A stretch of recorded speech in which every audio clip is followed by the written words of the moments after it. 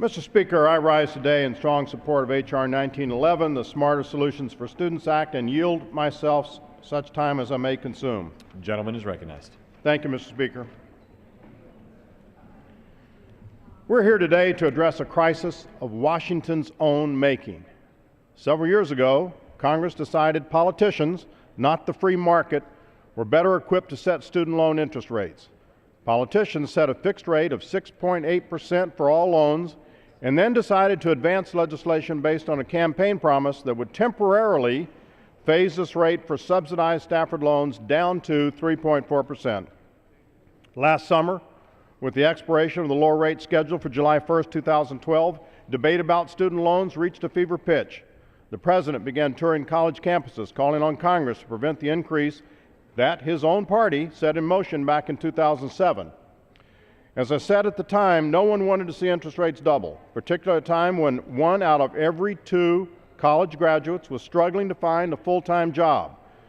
But we need to move away from a system that allows Washington politicians to use student loan interest rates as bargaining chips, creating uncertainty and confusion for borrowers. When Congress approved legislation to temporarily stave off the Stafford loan interest rate increase, my colleagues and I lent our support with the promise that we would use this time to work toward a long-term solution that better aligns interest rates with the free market. The Smarter Solutions for Students Act accomplishes this goal by simply moving all federal student loans, except Perkins loans, to a market-based interest rate system. This responsible legislation builds upon a proposal that was actually put forth by the President earlier this year. The Smarter Solutions for Students Act is a narrow piece of legislation that will provide a lasting solution to the problem facing the federal student loan program.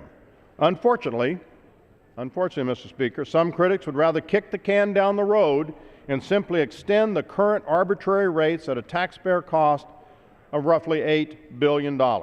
They want to continue the failed status quo and leave politicians in charge of setting rates. Earlier this week, the Washington Post called it a, quote, weird fact, unquote, that student loan interest rates, quote, aren't pegged to anything real, just to the whims of Congress, which inevitably uses student loans as political playthings, close quote. Students deserve better. They shouldn't have to watch as Washington holds their interest rates hostage each election year.